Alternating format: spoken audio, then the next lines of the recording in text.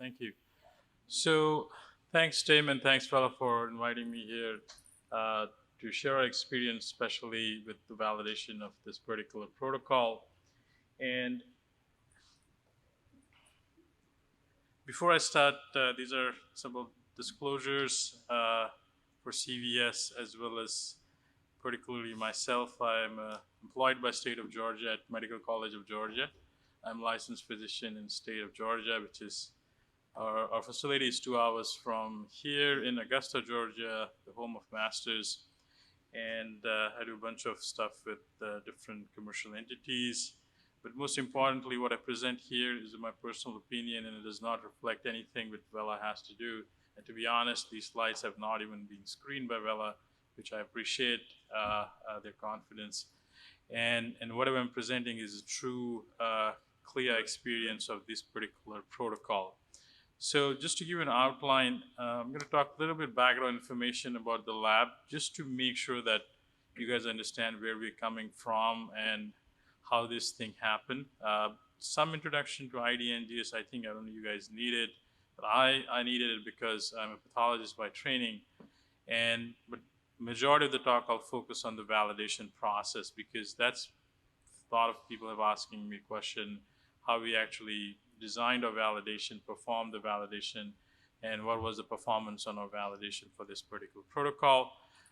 We've been live for a while now, so I'll talk about the current workflow and challenges we have, and then probably end with what the phenomenal feedback we have got from our ID folks at Medical College Georgia. So briefly, the lab, the Georgia Esoteric and Molecular Lab at Augusta University is a CLIA lab. It's a design. I designed and developed it to be a more complex testing, and our faculty is pathologists and doctoral scientists at the college. Just to give you an idea, we pretty much do everything possible for molecular, something starting from Sanger sequencing to histology, pyro sequencing. We have Cobas instrument, we have MySeq, NextSeq, gene reader from QIAGEN, NanoString, recently complex setup for a molecular diagnostic lab. This is our example of a diagnostic test overview. All these years, I think for the last 12 years, we have been doing the VirusSeq, HIV, integrase, drug resistance from Abbott. And again, the reason to show this is not to tell you who we are, but just to give you a reason why we went into this. So we are relatively advanced NGS lab, but not in infectious disease. This was the first time getting in ID. We are decently advanced on oncology, one of the few labs in the United States who does. We have multiple panels, as you can see, which are live and validated in the clinical setting. Currently, we're finishing validation for TSO 500. It's a 500 gene panel for oncology testing, mostly focused on TMB and MSI. Again, this is not a self-promotion. We just got designated by NCI as one of the NCI match lab, which is really one of the high tier of excellence for oncology testing. So, and this is what I all do. And the reason I bring these things all together, because I'm not a microbiologist by training, either by fellowship or qualification. So I'm a molecular pathologist. I practice surgical pathology, molecular pathology, and breast pathology. So if you have any real technical ID questions, I may not be able to answer it, but my strength lies in clinical validation in a CLIA setting. And our experience with literally 8 to 10 huge NGS panels have helped us to bring in this particular panel into a lab quickly within 30 days. So just to give us a little bit background, I think I'm preaching to the choir, but if you're not aware of the next generation sequencing platform from drug resistance testing has suddenly got pretty decent attention in our field, at least the one who are aggressively pursuing NGS as a suitable alternative for everything and anything we do. So these are the legacy systems which we are dealing with, the Roche, the Illumina, and Life Technologies, what we call as the next generation sequencing, amplified single molecule sequencing, and what the fancy name we're putting it is the third generation sequencing, especially the single molecule sequencing from Helicos, PacBio, or most importantly, the nanopore, Oxford nanopore technology. So all these platforms have been, there's some or other lab in Europe, not that much in US, have been practicing the ID infectious NGS testing on these platforms.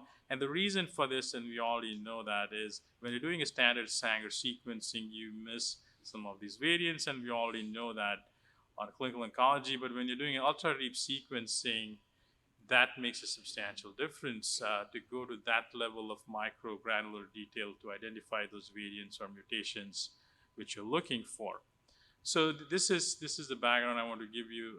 And again, I'll be more than happy to discuss this in detail. But what I want to really focus is on our validation experience, because in a CLIA lab, the panel is FDA approved or not, you really have to work through to get things either what you call as verified or validated, depending on the 501(k) clearance. So just want to give you the storyline or timeline of these things. So at AM 2007, I attended a Vela corporate workshop trying to figure out what NGS Vela was doing on HIV. And then I think it was Tim and Lou who came and visited the lab in January of 2018. We talked about how Vela can help us on what we were doing. And it took a long, long time because I work for the state of Georgia, and we have a pretty, I'm not going to say anything bad, but very difficult system to get external contracts played in our system. So it took us 6, 7, 8 months to actually have the contract signed with Vela. And I can see my other company managers smiling on this, because this has been a routine experience purely because I work for the state. But we got the contract signed, I think, sometime by the end of last year, June 2018. We got in the July, August range the training for this particular platform, and we started the validation sometime in that range. But before I go to the validation, I'm going to run through a quick exercise, what I usually do when we try to get any new platform instrument panel in the lab, what we call as 10 things we really want to look at. And these are extremely essential as lab directors or anyone in the healthcare system to go through, make sure that you're not just bringing burden in your lab, or it's just an additional exercise, because there's a lot of time, energy, tech time, bench time, as well as true dollars that go in the validation process. So first question we ask is there really a clinical need? Are we really asking a clinical question here? And this is extremely critical because all these, I mean, anytime when you're going for comprehensive testing, you really have to go and talk to the payers at the end of your validation and say, hey, we brought this test in-house. Now we want to get paid for this. And there is a process for that. So one of the challenges or the advantage of my lab is we go through all this process on pretty much every panel and every test. So when we finished validation of any panel, we go to the payer and say, hey, we want to get paid for this. First question they ask is, it's really a clinically necessary test, what we call as medically necessary or clinical utility. So you have to really answer to that question at first. Then we check the platform. Is it well established? Is it evidence-based? Is it peer-reviewed? Or is something doing something very random, still in the research phase, and then trying to bring it in the CLIA setting? Gain in time or information versus existing panel. I mean, some of these panels and these instruments are so fancy, amazing, but they're really helping, and there's such a big claims on saving hands on time and this and that. So you really have to compare apples and apples to make sure that the true claims by these manufacturers are really the ones, especially in gaining time and information. And one of the biggest thing I think we're dealing with right now is the techs get so much used to the existing platforms and workflow, irrespective of how difficult it is, they don't want to move to something new. So you really have to you have to get your supervisors on board, you have to get your techs on board and make sure that they understand that this may be a different thing, but it's really going to be a long-term thing for the lab. So what we call as a sample prep, tech time, workflow, one of the things we call is NGS in a box, especially this is coming from the oncology side. And then, so another claim you always see kept throwing around is turnaround time. Oh, this has a better turnaround time, 2 hours, 5 hours. Is it really that, or how different is from the existing platform and information? Sample per run, how scalable is that? I mean, when some of these fancy instruments were brought in the lab, I think 5 or 6 years ago, you could run one sample at a time. And in the flu season, you would get hundreds of samples, and then you would literally have to have the techs run 24/7 on 20 instruments to manage the workflow for these samples. So we have learned a lot on these samples to run scalable, especially for the clinical need. Another important part, you really have to look at the cost per reportable, especially it's just not the cost of the kit or the instrument. What is your actual cost per sample when you're reporting a samples?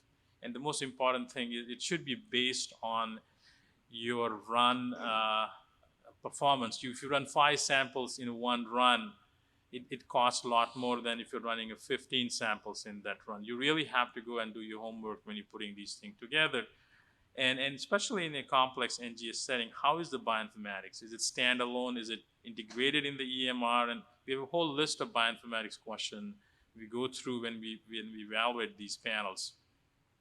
Most importantly, is the interpretation actually meaningful, or you're just getting a jargon of data of FASTQ files to figure out at the end of the NGS sequencing, or you're getting actually meaningful clinical interpretation report? And lastly, and this is something which is very technical, how is the integration in the LIMS system? Do they have an existing CPD code, or do we have to go back to the MAC committees to get new CPD codes for these panels? Is it 501(k) cleared or not? I think that's not actually a bigger deal in a CLIA setting because you have to do the validation yourself. Most importantly, is technical assessment required by your, so we have a Palmetto is our MAC provider, and Palmetto needs technical assessment for each and every non-FDA approved test. So these are the things you really have to work through when any time you start thinking about a new panel and new thing. So we went through all this exercise, and we realized that the workflow was hitting pretty much most, if not all, these things we wanted to do. And then we started the validation process. Again, you gotta remember there's an asterisk there. All our experience is coming from oncology-based clinical validation of these huge panels. We were trying to use that experience and use in this particular setting. So we divide the clinical oncology validation in wet bench pipeline and validation tools for interpretation and reporting. Fortunately, the VELA system is one complete system, so you really don't need 3 separate validation, but this is what we have to do for oncology. There are some guidelines, again, oncology-based from CAP and AMP for NGS validation, both for wet bench as well as bioinformatics. We can go over that on one-on-one basis. But at the end of the day, what you're actually doing is putting together a validation plan, mostly focused on accuracy, precision, analytical sensitivity, specificity, and LOD. So this is for each and every panel in a clinical setting. In a CLIA setting, you want to bring in the lab, you have to do this.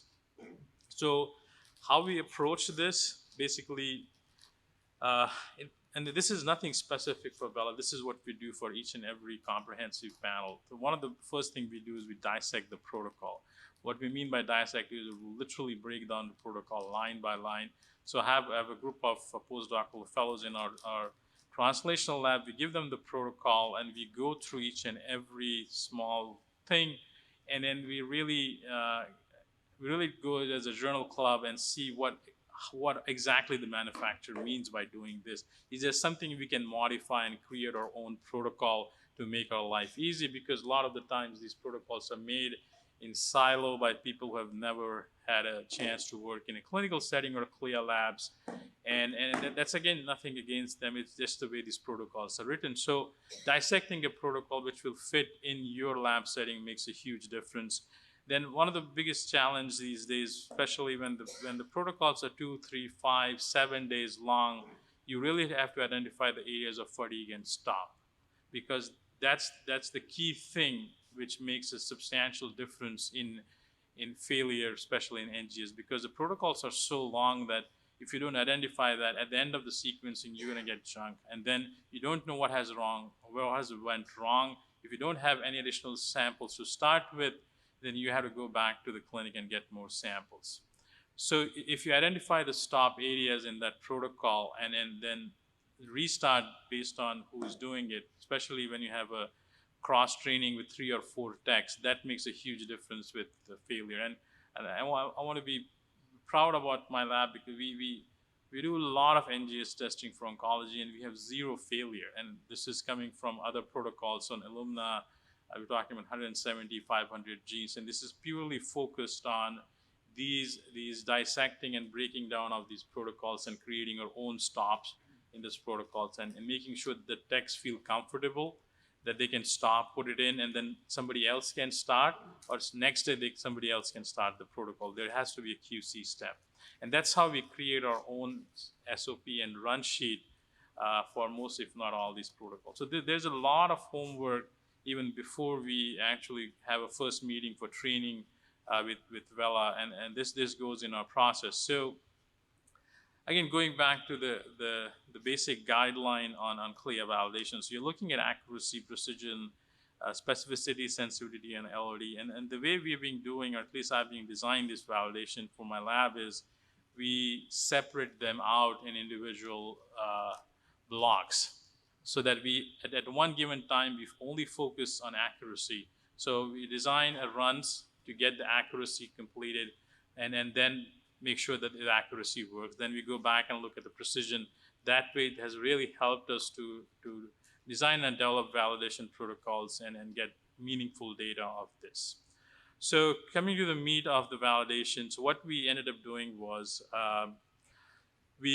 as I said, we've been doing the HIV drug resistance at the Abbott IVD for the last 12 years. We literally have thousands of samples in the lab with positive samples in our lab bank, and we also use some of the most recent CAP proficiency testing samples in the validation plan. But before even I go to validation, you really have to understand that you're not comparing apples to apples. You're comparing Sanger to NGS.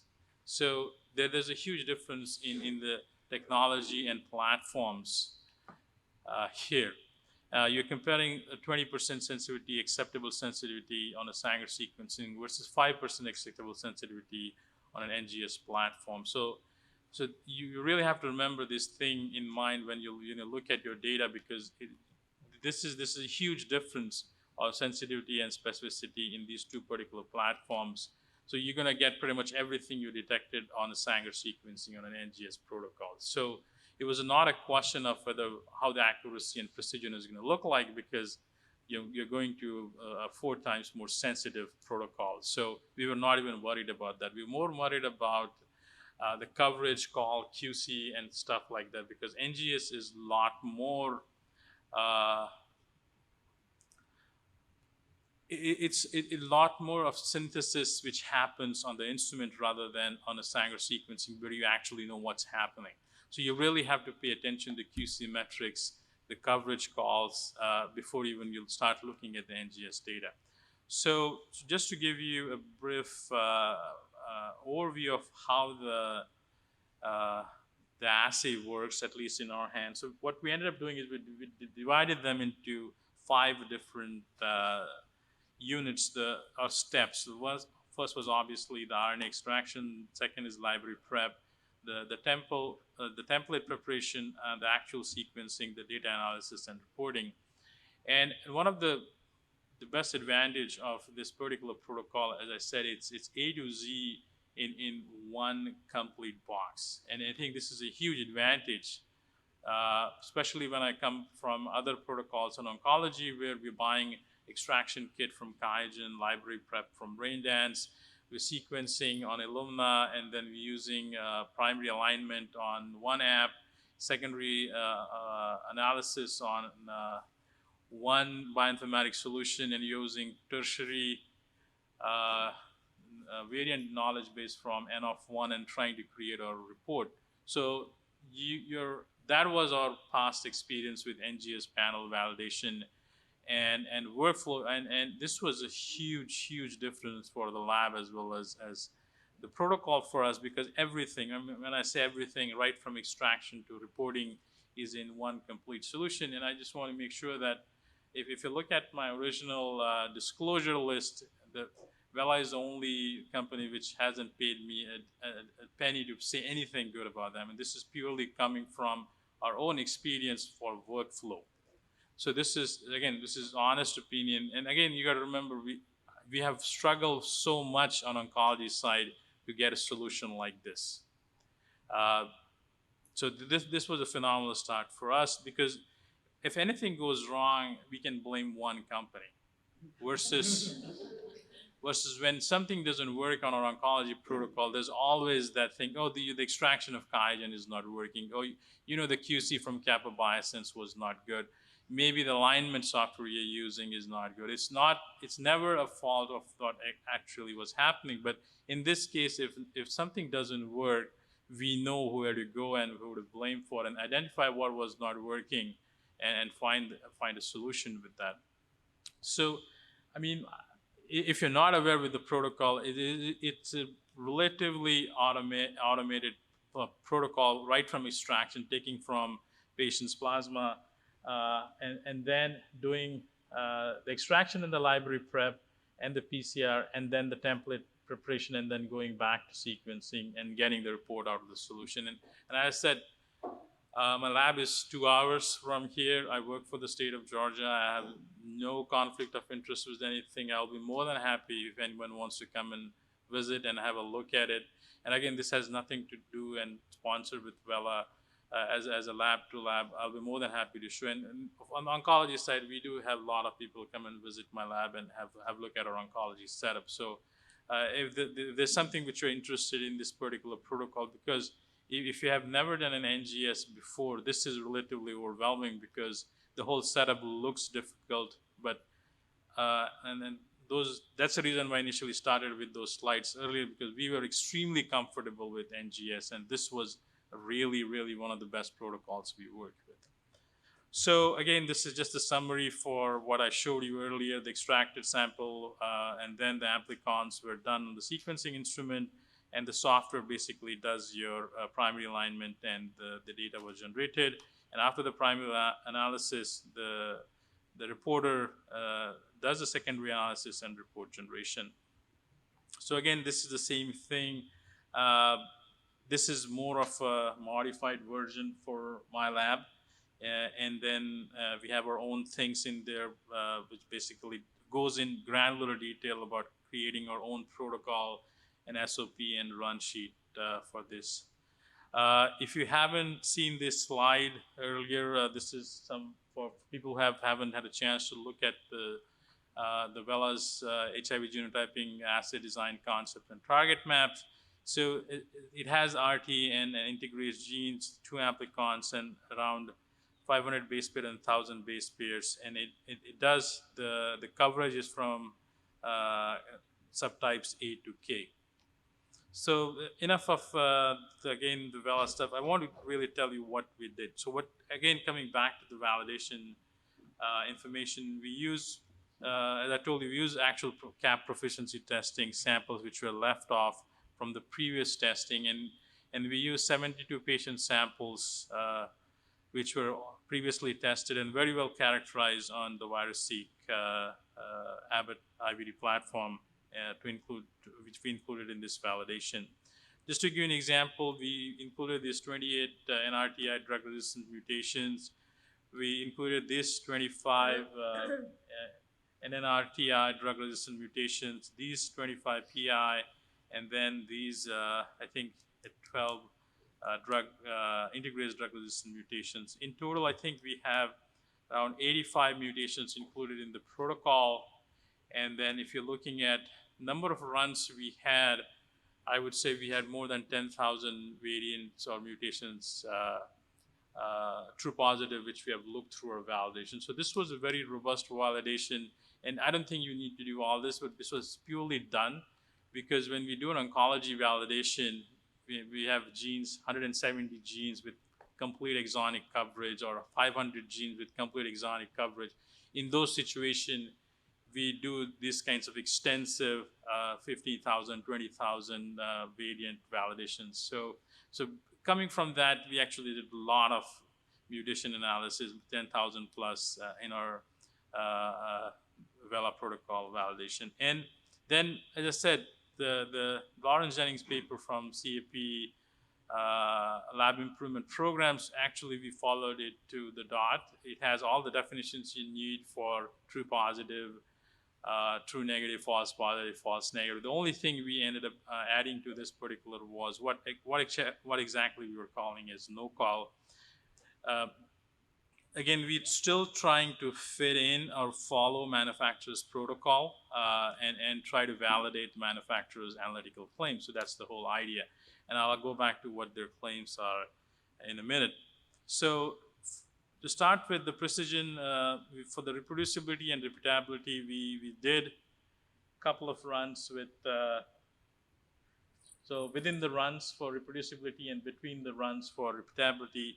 And as I said, the median coverage has to be more than 1,000 for the QC threshold, less than 1,000, but more than 50 for the minimum QC threshold. And it actually, the reporter requires a minimum read coverage of 1,000x to accurately detect mutations of 5% the VAF. So these are something it's automatically built in. You can always look at these granular QC data when you're looking the run QC. But even if it's less than 1,000x coverage, the reporter will be able to confidently call out variants, but the minimum claim VAF is reduced because of the read coverage. And sometimes we do report out these variants or mutations if it's less than 1,000x, if they are clinically actionable or important. I just put in a comment saying that this is, we're reporting outside manufacturer's claim, it's less than 1,000x, but we do report that if it's found. So again, I don't want to tell you, I mean, it was 100% inter-run and intra-run purely because, again, you're comparing what we identified in Sanger sequencing versus NGS. So all these variants work really good in our NGS validation. For LOD, what we did was, let me show you. So we used a lot of runs with patients. This is one patient we started, he had a viral load of 2,000, and we went down up to, this is the same patient with viral load up to 100 copies. Again, I think the manufacturer's analytic claim is 1,000 copies, but based on our validation data, we can tell you very confidently that up to 100 copies, we get pretty much 100% concordance data. If you go below 100 copies, I think we're not able to get 100% concordance with our validation. So do we report anything below 1,000 copies? Yes, we do report them, and we provide that we have validated up to 100 copies. But again, this is reporting outside a manufacturer's analytical claim. For accuracy, again, the same thing. What you're doing is, we ran literally 8 to 10,000 variants or mutations. For accuracy, for this particular panel, and then again, these are our definitions for PPA, negative predictive value and positive predictive value. Again, you're going back to the Lawrence Jennings CAP paper, which talks about this definition. And as I said, the validation was near 100%. And again, I don't want you guys to think that, this is purely because we're not comparing apples to apples, okay? So we are comparing a Sanger with NGS, but this is how we are supposed to compare, and that's why it works beautifully. I think there's advantage of using NGS technology, but it's an ultra sequencing. Not only are you going to find which was you've already confirmed, but you're going to always find something really new and interesting. And I just want to have a couple of slides where I want to show you what we have done in the last minute or two. So we went live, as I said, we started training in sometime in July and August. We did validation in a month or two, and we went in October. We went live in October 2018. Since then, we had 20 plus clinical runs, 0 failures. We have, interestingly, 2 CAP proficiency testing on Vela during that 2 20 runs with 100% concordance. So again, as I said, our initial validation had included cap samples, so I was really confident that this would work. So this is how a sequencing run data looks like. So you can actually get individual sequencing QC on each and every sample, but there is also a QC metrics for entire run, and this is how it looks like, which talks in details about the cluster density and the coverage for each and every variant type, and the ISP summary. So you do get this kind of granular data in the QC metrics. And I would encourage every one of you to, if when you're doing an NGS, you really have to do this analysis before you start to look at the reports. And then again, you have to set up your filters or boundaries based on your validation. And then based on that validation, you either pass or fail that particular run. So this is how a report looks like. The interpretation, the methodology, reference, assay information, the gene list. It also gives in detailed results with the subtype, what you identified, the median coverage, the variant coverage for that particular the variant, and what mutations you have identified. The detailed report for the drug resistance, this is just an example. This is a true clinical sample we identified with one of the RT. This is one with mutations, and in the comment sections, you can put together the information for each and every mutations. Again, this is coming from a common knowledge base at Vela. And this is another example for protease. This is for integrase. So in the final minute, I want to say that the study design and the efficient execution was really helpful in having a strong performance, especially in our hand.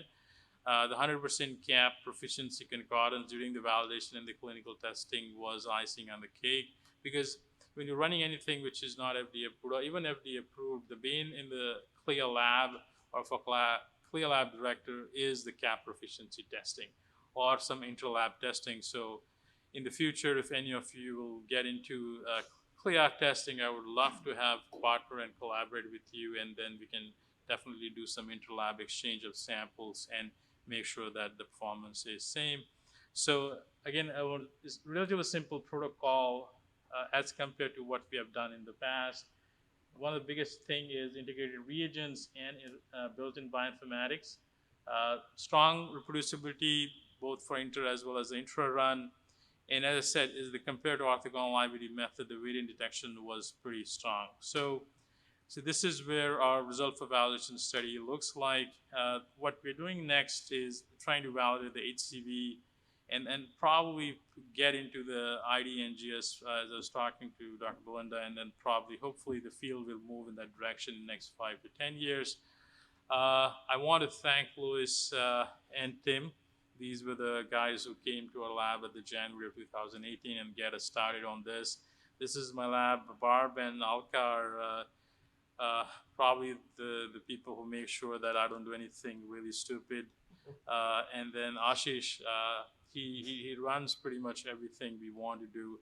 And I have a group of another beautiful, very hardworking people who help me make sure that we have zero failures, design and develop protocols which really stand the CLIA guidelines. Thank you.